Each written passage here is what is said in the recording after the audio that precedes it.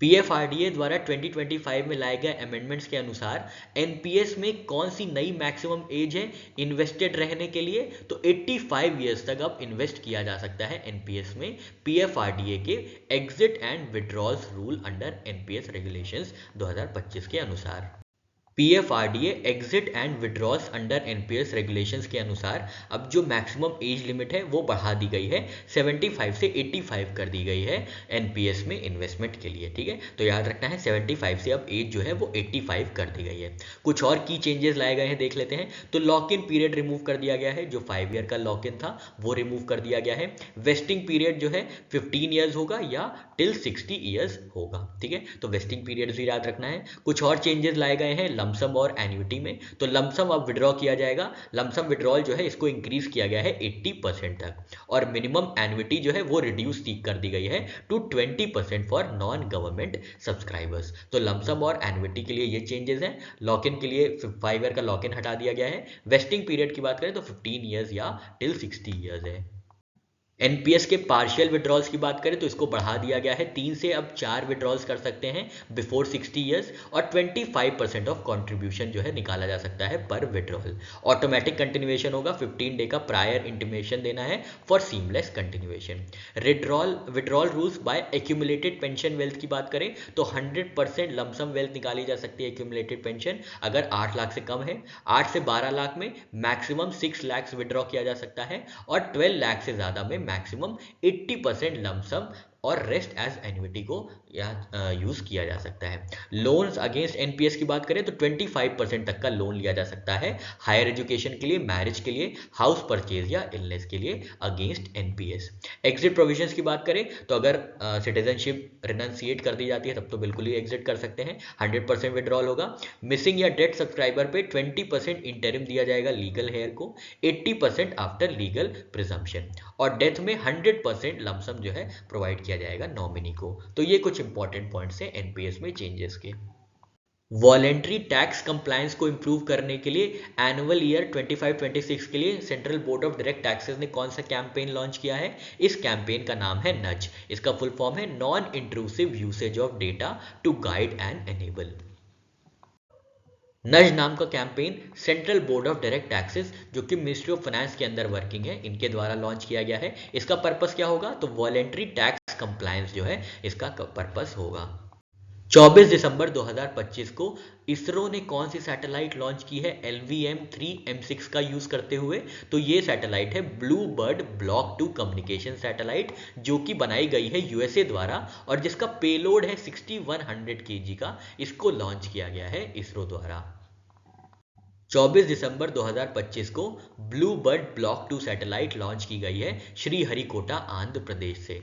Launch vehicle कौन सा इस्तेमाल किया गया था? तो GSLV Mark 3 या LVM-3M6 जो है इस्तेमाल किया गया था blue bird block 2 communication satellite की लॉन्चिंग में। इसका पेलोड जो है, इसका वेट जो है वो है 6100 kg का, और इसको बनाया गया है AST space mobile Inc USA द्वारा। ठीक है, ऑर्बिट कहाँ पे करेगा ये? तो लो अर्थ ऑर्बिट के लिए बनाई गई है, जो कि 600 किलोमीटर ऑल्टीट्यूड में है, और ये लार्जेस्ट कमर्शियल कम्युनिकेशन सैटेलाइट है LEO मतलब लो अर्थ ऑर्बिट में, और ये पहली डेडिकेटेड कमर्शियल मिशन है under NSIL National Space limited.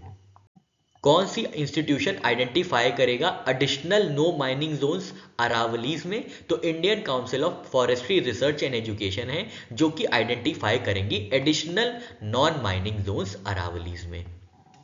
राष्ट्र प्रेरणा स्थल किस सिटी और किस राज्य में लोकेटेड है? लखनऊ उत्तर प्रदेश में लोकेटेड है राष्ट्र प्रेरणा स्थल, जिसको 26 दिसंबर 2025 को इनॉग्रेट किया गया है प्रधानमंत्री नरेंद्र मोदी जी द्वारा 101st birth anniversary of Atal Bihari Vajpayee ji के उपलक्ष्य में।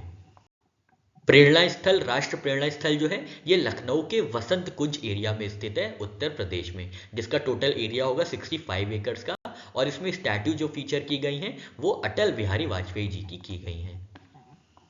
ऑटोनमस लैबोरेटरी रिसर्च के लिए कौन से इंस्टीट्यूशन ने डेवलप किया है आर्टिफिशियल इंटेलिजेंस एजेंट, जिसका नाम है आइला? तो ये है Indian institute of technology Delhi, जिन्होंने डेवलप किया है आइला, जिसका फुल फॉर्म है आर्टिफिशियल इंटेलिजेंट लैब असिस्टेंट, जो कि AI driven scientific research conduct करेगा। कौन से एरिया में पहली कॉम्प्रिहेंसिव पॉलिसी इंट्रोड्यूस की जाएगी इंडिया में? तो एंटी टेररिज्म की कॉम्प्रिहेंसिव पॉलिसी पहली बार इंडिया में इंट्रोड्यूस की जाएगी, और जो ये पॉलिसी है ये फाइनल स्टेजेस में है अपने फॉर्मुलेशन के, और जल्द ही आपको एंटी टेररिज्म पॉलिसी दिखाई देगी भारत की तरफ से। किम्बर्ली प्रोसेस का प्राइमरी ऑब्जेक्टिव क्या है? इसका ऑब्जेक्टिव ये है कि ग्लोबल ट्रेड में ब्लड या कॉन्फ्लिक्ट डायमंड्स को बचाया जा सके। इंडिया जो है किम्बर्ली प्रोसेस को लीड करेगा 1 जनवरी 2026 से। इंडिया चेयरपर्सन होगा और तीसरी बार जो है इंडिया चेयरपर्सन होगा किम्बर्ली प्रोसेस का। संथली में कौन सी स्क्रिप्ट यूज करते हुए कॉन्स्टिट्यूशन को पब्लिश किया गया है?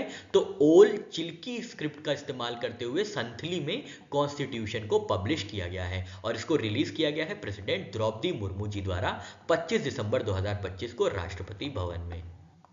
25 दिसंबर 2025 को राष्ट्रपति भवन में प्रेसिडेंट द्रौपदी मुर्मू जी ने संथली लैंग्वेज का कॉन्स्टिट्यूशन पब्लिश किया, और उसमें स्क्रिप्ट जो यूज हुई है वो है ओल चिकी। ओल चिकी जो है स्क्रिप्ट है, लैंग्वेज कौन सी है? संथली।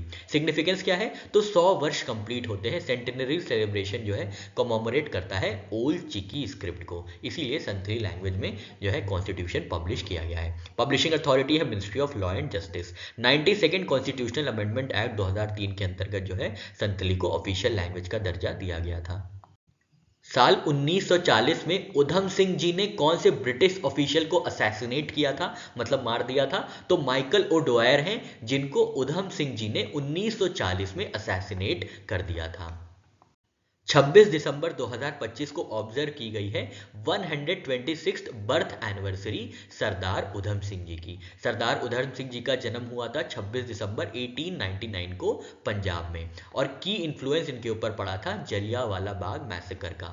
इन्होंने 1924 में गदार पार्टी को ज्वाइन किया था, और हिस्टोरिकल एक्ट हमने देखा, इन्होंने असैसिनेट किया था माइकल ओडवायर को। कहां पे असैसिनेट किया था? तो 13 मार्च 1940 को कैक्सटन हॉल लंदन में जो है माइकल ओडवायर को असैसिनेट किया गया था उधम सिंह जी द्वारा, जिसके बाद इनको एग्जीक्यूट कर दिया गया था 31 जुलाई 1940 को। कहां पे इनका एग्जीक्यूशन कहां हुआ था? तो पेंटोविल प्रिजन लंदन में इनको जो है एग्जीक्यूट कर दिया गया था। इनको ऑनरिफिक टाइटल दिया गया है शहीद आजम उधम सिंह।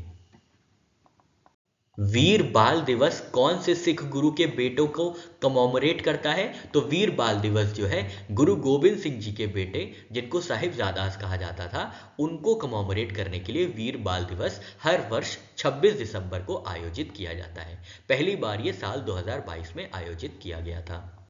गुरु गोविंद सिंह जी 10th सिख गुरु थे, और टोटल साहिबजादास जो हैं ये 4 हैं जिनको कमोमोरेट करता है वीर बाल दिवस। नेम देख लेते हैं साहिबजादास के, तो अजीत सिंह जी थे, जुझार सिंह जी थे, जोरावर सिंह जी थे, और फतेह सिंह जी थे। भारत के कौन से राज्य में डिस्कवर किया गया है भारत का सबसे बड़ा सर्कुलर स्टोन लेब्रिंथ? तो ये राज्य है महाराष्ट्र, जिसके जिले सोलापुर में जो है डिस्कवर किया गया है largest circular stone labyrinth in India, और इसको लिंक किया जा रहा है 2000 ओल्ड सतवाहन वंश के साथ। महाराष्ट्र राज्य के सोलापुर जिले में ढूंढा गया है, डिस्कवर किया गया है लार्जेस्ट सर्कुलर स्टोन लेब्रिंथ, जिसकी साइज है 50 फीट इंटू 50 फीट। स्ट्रक्चर की बात करें तो ये सर्कुलर स्टोन लेब्रिंथ है, जिसमें 15 कॉन्सेंट्रिक सर्किट्स हैं। इससे पहले जो इंडिया में मिला है उसमें 11 सर्किट्स थे, लेकिन अब ये सबसे बड़ा हो गया है 15 कॉन्सेंट्रिक सर्किट्स के साथ, और इसको जोड़ा जा रहा है 2000 साल पुरानी सतवाहन डायनेस्टी के साथ। कौन सा न्यूक्लियर पावर प्लांट है जो कि जापान प्लान कर रहा है रीस्टार्ट करने के लिए, और ये दुनिया का लार्जेस्ट पावर प्लांट है बाय कैपेसिटी? तो ये है काशीवाजाकी करीवा न्यूक्लियर पावर प्लांट, जो कि जापान में स्थित है, और जिसकी कैपेसिटी है 8200 मेगावाट की। उसको रीस्टार्ट करने का प्लान किया जा रहा। काशी वाजाकाई करीवा न्यूक्लियर पावर प्लांट जो कि जापान में बेस्ड है, इसको बंद किया गया था क्योंकि 2011 में फुकुशिमा डिजास्टर हो गया था, जिसके चलते इसको शट डाउन किया गया था। अब जो है जापान फिर से रीस्टार्ट करने का प्लान कर रहा है काशी वाजाकाई करीवा न्यूक्लियर पावर प्लांट को, जो कि स्थित है निगाटा परफंक्चर होन्शु आइलैंड जापान में। 36 बॉल में 100 स्कोर करने वाले इंडिया के youngest list A Centurion cricketer कौन बने हैं? तो ये हैं वैभव सूर्यवंशी जी, जिन्होंने 14 वर्ष की आयु में बिहार की तरफ से खेलते हुए 36 गेंदों में 100 रन बनाए हैं। इन्होंने ये कीर्तिमान अरुणाचल प्रदेश के खिलाफ रचा है विजय हजारे ट्रॉफी में। वैभव सूर्यवंशी जी ने विजय हजारे ट्रॉफी में रांची में खेलते हुए 36 बॉल्स में सेंचुरी स्कोर की है, जो कि फास्टेस्ट है by age in list A cricket. और टोटल स्कोर इन्होंने 190 रन बनाए हैं 84 बॉल्स में। तो आपको याद रखना है, विजय हजारे ट्रॉफी में अरुणाचल प्रदेश के खिलाफ बिहार की तरफ से खेलते हुए वैभव सूर्यवंशी जी ने यह कीर्तिमान रचा है। साल 2025 में good governance day Atal Bihari Vajpayee ji की किस बर्थ एनिवर्सरी को मार्क करता है? तो 101 एनिवर्सरी, बर्थ एनिवर्सरी को मार्क करता है अटल बिहारी वाजपेयी जी की साल 2025 का गुड गवर्नेंस डे। 25 दिसंबर 2025 को ऑब्जर्व किया गया गुड गवर्नेंस डे, और ये जो है गुड गवर्नेंस डे ये 101st बर्थ एनिवर्सरी मार्क करता है स्वर्गीय अटल बिहारी वाजपेयी जी की। ठीक है, पहली बार इसको ऑब्जर्व किया गया था गुड गवर्नेंस डे को साल 2014 में। वाजपेयी जी के गवर्नेंस कंट्रीब्यूशंस की बात करें तो सबसे इंपॉर्टेंट है गोल्डन क्वाड्रिलेटरल की जो योजना थी, उसके बाद प्रधानमंत्री ग्राम सड़क योजना, पोखरण 2 का न्यूक्लियर टेस्ट, ये कुछ इंपॉर्टेंट गवर्नेंस कंट्रीब्यूशंस थे पंडित अटल बिहारी वाजपेयी जी द्वारा। साइक्लोन दितवा से आए डिस्ट्रक्शन के बाद श्रीलंका के लिए इंडिया ने कितने का ह्यूमैनिटेरियन और रिकंस्ट्रक्शन पैकेज अनाउंस किया है? तो $450 मिलियन का ह्यूमैनिटेरियन और रिकंस्ट्रक्शन पैकेज अनाउंस किया गया है इंडिया द्वारा, जिसमें $100 मिलियन जो है वो ग्रांट होगा, $350 मिलियन कंसेशनल क्रेडिट होगा। इंडिया ने ऑपरेशन सागर बंधु को कंडक्ट किया था साइक्लोन दितवा से रिलीफ दिलाने के लिए श्रीलंका में। तो याद रखिएगा नाम, ऑपरेशन सागर बंधु।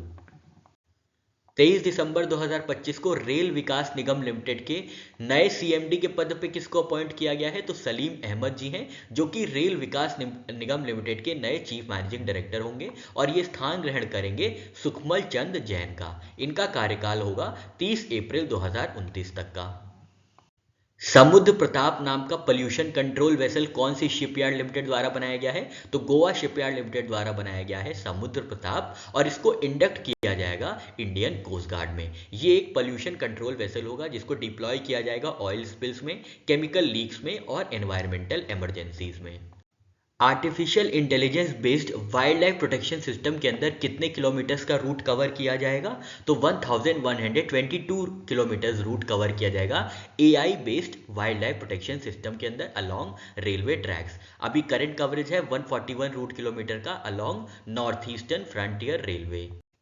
आकाश नेक्स्ट जनरेशन नाम की मिसाइल में एक क्या की इंडिजिनस फीचर है? तो एक की इंडिजिनस फीचर जो है वो है रेडियो फ्रीक्वेंसी, जिसको यूज किया गया है आकाश नेक्स्ट जनरेशन मिसाइल में। हाल में ही डीआरडीओ द्वारा यूजर इवैल्यूएशन ट्रायल्स कंडक्ट किए गए थे आकाश नेक्स्ट जनरेशन मिसाइल के।